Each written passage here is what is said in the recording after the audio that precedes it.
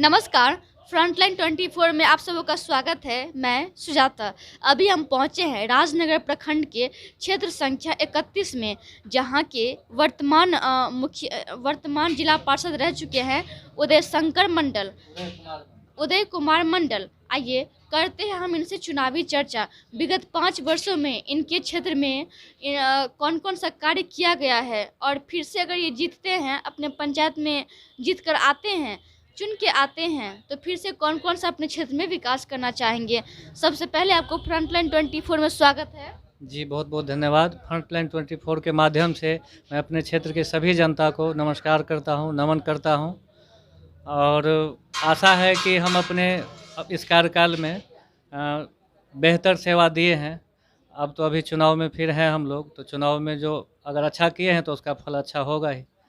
जी, रहा काम की बात, तो इस बीते 5 साल के कार्यकाल में सरकार द्वारा जो हम लोग को अच्छी को दिया जाता है, 9.5 पंचायत का क्षेत्र था मेरा, और बहुत बड़ा क्षेत्र होने के नाते फंड अनुपात कम था, फिर भी प्रत्येक पंचायत में हमने कुछ न कुछ वर्क किया है। जैसे कि मान लीजिए उत्तर मंगरौनी में एक बहुत ही दयनीय सड़क था, पानी टंकी के पास, 20 साल से उस पर कोई काम नहीं हुआ था, उस सड़क को हमने निर्माण कराया। उसके बाद भरिया बिशनपुर पंचायत में आपको मंगरपट्टी होल्ट है, वहाँ पर भी दयनीय स्थिति था सड़क का, वहाँ भी हमने निर्माण कराया। इस तरह का, जैसे कि ये अभी सामने में आप देख रहे हैं माँ भवानी का प्रांगण है, यहाँ भी मुझे लगा कि कुछ मेरे द्वारा सेवा होना चाहिए, तो यहाँ भी मैंने पीसीसी निर्माण कराया। इस तरह से मैंने अपने क्षेत्र अंतर्गत 24 सड़क का निर्माण कराया, जिसमें कोई 50 से 60 फीट भी है और कई 500 फीट का भी लंबाई है। तो कुछ प्रस्तावित वर्क मेरा है, जैसे कि 2016 में ही हम लोग आए थे तो बिजली का सर्वे किए थे। उसके बाद सरकार भी एग्रेसिव हुआ उस कार्य करने के लिए, जैसे कि सचिव के द्वारा वार्ड सदस्य को भी 18 में चिट्ठी भेजा गया, लेकिन उससे पहले हम लोगों ने सर्वे किया था, और उस आधार पर हमारे क्षेत्र अंतर्गत बिजली का जो भी वर्क है लगभग कंप्लीट है। जैसे केबल वायरिंग, नया पोल, अब गांव में स्पार्क या इस तरह की, जैसे मौसम खराब होने पर बिजली कटती थी, उस तरह की समस्या नहीं है। इस पर भी हमारा प्रयास रहा।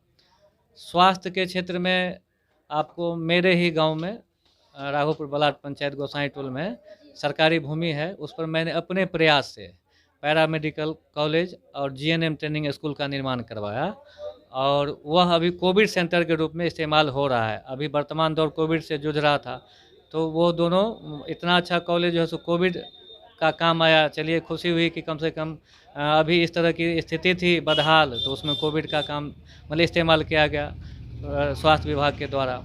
वहीं पर बिजली पावर हाउस है, उसके लिए भी हमने ज़मीन स्तर पर लड़ाई करके केवल पट्टी से उस पावर हाउस को हम लाए थे। तो इस तरह से नौजवान और जैसे कि युवा साथी के बीच में, मैं खुद फुटबॉल प्रेमी हूँ, और कोरोना काल से पहले तक मैं अपने निजी खर्चे से युवाओं को प्रेरित करने के लिए उसका फुटबॉल में जो सहयोग होता है, उस सामग्री जुटाना, खुद खेलना, उनसे मैच करवाना, इस तरह का भी मैंने प्रयास किया। तो ये सब मेरा प्रयास है। बाकी अब जो मुझे अगर आशीर्वाद मिलता है जनता के द्वारा, तो मेरा संकल्प है, हम लिटरेट भी पर्चा छपवाए हैं, उसमें मैं लिख दिया हूँ कि जितने भी हमारे क्षेत्र में विद्यालय है उसका 4 दीवारी निर्माण करवाएंगे, क्योंकि वहाँ व्यवस्थित एक व्यवस्था एक पंचायत के विकास के लिए, और एक आपका जो क्षेत्र है, क्षेत्र संख्या 31 के विकास के लिए लगभग 6.5 पंचायत आपके अंदर आता है। तो आप क्या चाहते हैं कि ये सब पंचायत में कौन सा विकास करना चाहेंगे? अगर यहाँ की जनता आपको अपना मत देती है, तो सबसे पहले आप कौन सा काम करना चाहेंगे? जी, मैं सबसे पहले जितने भी हमारे क्षेत्र में विद्यालय है उनका एक व्यवस्थीकरण, जैसे कि सड़क के किनारे में विद्यालय, उसका भी 4 दीवारी नहीं, जो कि खतरा है बच्चे के लिए, उसमें सबसे पहले मैं व्यवस्थित करूंगा विद्यालय को। और उसके बाद मेरा टारगेट है कि जितने भी हमारे यहाँ देव स्थान है उसका एक सौंदर्यकरण, जितने भी शमशान घाट है हमारे यहाँ, उसको भी एक व्यवस्थित करके सौंदर्यकरण करने का प्रयास, ये मेरा संकल्प है। ये सब काम मेरे प्राथमिकता में है। उसके बाद सरकार द्वारा जो राशि देगी, जैसे नली गली के लिए, तो नाली का निर्माण, जहाँ पानी लगता है, जल जमा होता है, वहाँ नाली का निर्माण भी करेंगे। जो जो सरकार का गाइडलाइन रहेगा उस आधार पर भी। लेकिन मेरा जो संकल्प है कि जितने भी देवालय है उसको सुव्यवस्थित करना, जो विद्यालय है उसको व्यवस्थित करना, जो एक शमशान घाट है हिंदुओं के लिए होता है, वो अव्यवस्थित है हर जगह, वहाँ किसी व्यवस्था नाम की चीज़ नहीं, उसको मुझे व्यवस्थित करना ये मेरा संकल्प है। यही मेरा आने वाले 5 वर्षीय में आगे का कार्य होगा। आप अपने क्षेत्र संख्या 31 के लिए महिला और युवा के लिए क्या कुछ सोचे हैं जो विकास करना चाहेंगे? जी, युवा के लिए मैं खेल के माध्यम से उसे प्रेरित करके उस खेल में जो भी सहयोग होता है हम दे भी रहे हैं और देंगे भी।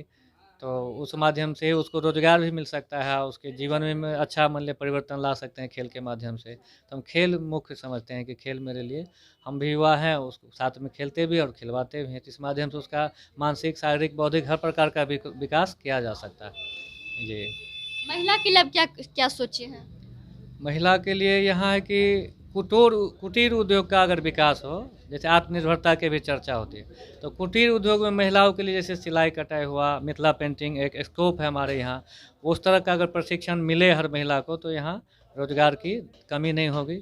जो हमारे पास है उसी का मतलब इस्तेमाल प्रयोग करके हम आगे बढ़ सकते हैं, समाज में परिवर्तन ला सकते हैं। तो महिला के लिए जो कुटीर छोटा-छोटा उद्योग है उसे खड़ा करके हम रोजगार पैदा कर सकते हैं।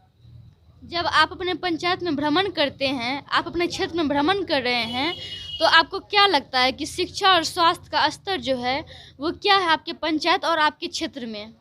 देखिए, जहाँ तक स्वास्थ्य की व्यवस्था की बात है तो कोरोना काल में सिर्फ़ कोरोना है और कोरोना से जीवन अस्त-व्यस्त हुआ है, मानव जीवन अस्त-व्यस्त हुआ है। तो स्वास्थ्य पर तो उसका बहुत बुरा असर पड़ा है। रही शिक्षा की बात, तो शिक्षा तो प्रमुख रूप से मान लीजिए प्रभावित हुआ है इस कोरोना काल में। शिक्षा अब समय बदल रहा है तो धीरे-धीरे कुछ परिवर्तन आने की संभावना है, लेकिन इस कोरोना काल में बहुत बुरी तरह से प्रभावित हुआ है, ख़ास करके शिक्षा। स्वास्थ्य और शिक्षा बहुत बुरी तरह से प्रभावित हुआ। लेकिन जब आप विगत 5 वर्षों में भ्रमण किए होंगे, तो आपको क्या लग रहा है कि जितना पंचायत है, वो सब पंचायत में स्वास्थ्य उपकेंद्र सुचारू रूप से चालू है? ये कई ऐसे पंचायत हैं जहाँ नहीं भी है उपकेंद्र और कहीं है तो वहाँ एएनएम जो यहाँ है उपस्थित स्वास्थ्य विभाग के पास एक एएनएम हर सेंटर पर दिया जाता है। ये है, जी, जी। हम देखे हैं कुछ या तो जैसे कि वो आयुष होता है, आयुष चिकित्सक, कहीं-कहीं उसका भी ड्यूटी है, एएनएम है। तो अभी तो डॉक्टर की कमी है, जैसे विभागीय स्तर पर पता चला है कि एमबीबीएस की कमी है, इसीलिए तो पीएससी में भी एक है सिर्फ़। तो कमी है तो उसी जो है उसी में मान लीजिए व्यवस्था हो रहा है और आपके आपके क्षेत्र में क्षेत्र संख्या 31 में लगभग कितना पंचायत आता है? अभी 6.5 है, पहले 9.5 पंचायत था मेरे क्षेत्र में। कौन-कौन सा पंचायत है? अभी वर्तमान में उत्तर मंगरौनी, पिलखवाड़, भरिया बिशनपुर, रामपट्टी, रावपुर बलाट, सिगयौन और कैथाही का आधा भाग 10 से 17 इतना मेरे अंदर में आता है। मेरे क्षेत्र के अंतर्गत आता है। लगभग मतदाता कितना है? मतदाता तो यहाँ जो है सो 50,000 के लगभग है। जी, जी, जी, जी। जब आप अपने पंचायत में भ्रमण करते हैं, तो सबसे बड़ा मुख्य समस्या क्या लगता है जो आपके पंचायत में आपके क्षेत्र 31 में है? सरकार जो नल जल का काम किया है उसमें थोड़ी समस्या है। नल जल सुचारू रूप से नहीं चल पा रही है। वो उस पर तो सरकार सोच रही है। अब मुख्य समस्या है नाली निर्माण करना। जल जमाव की हर गांव में समस्या है। मुख्य समस्या है कि नाली निर्माण करके पानी का बहाव मान लीजिए एक सही व्यवस्थित किया जाए, जिससे पानी की समस्या न बने गाँव में। पानी का जमाव है, हर गाँव में पानी का जल जमाव है। तो इस पे आप क्या करना चाहेंगे? अगर यहाँ की जनता आपको अपना मत देती है, आपके क्षेत्र संख्या 31 की जनता आपको फिर से चुनती है, मौका देती है, तो उनके लिए आप कौन-सा विकास करना चाहेंगे जो सबसे पहले है? जी, जी। पहले तो जल जमाव से निजात के लिए नाली निर्माण हर गाँव गली में आवश्यक है। अगर हम सरकार अवसर देगी तो उसे मैं प्रयास करूँगा। बाकी मैं पहले भी बता चुका हूँ जितने भी विद्यालय है उसको सुरक्षा के दृष्टिकोण से चारदीवारी निर्माण व्यवस्थित करना है। जो देवालय है उसमें एक सुंदर व्यवस्था करना है। जो शमशान है हिंदुओं का उसे एक सुव्यवस्थित करना है। तो ये सब मेरी प्राथमिक भूमिका है। आप अपनी जनता से क्या अपील करना चाहते हैं? आपका चुनाव चिन्ह क्या है और अपील क्या करेंगे? क्या संदेश देना चाहते हैं? जी, जी। मैं अपने क्षेत्र के जनता से आग्रह करना चाहता हूँ कि मैं 5 साल आपकी सेवा की है और मुझे लगता है कि मैं बेहतर सेवा की है। जो भी समय रहा, जैसा समय रहा, अपने आप को उपस्थित किया। तो आने वाले समय में अगर मुझे आशीर्वाद पुनः दे तो और भी बेहतर करने का प्रयास करूँगा और भी अच्छा कार्य करके आपको दिखाऊँगा। इसमें मैं सेवा में कोई कमी नहीं होने दूँगा। जी बहुत वो आपका चुनाव चिन्ह क्या है? मेरा चुनाव चिन्ह जांता, जो चक्की छाप है, आटा चक्की छाप, क्रम संख्या 1 पर मेरा चुनाव चिन्ह है। और एक है और जांता छाप है, जो आटा चक्की के नाम से मिला है, लेकिन जांता गांव देहात में तो जांता के नाम से जानते हैं। जी। जी बहुत बहुत धन्यवाद।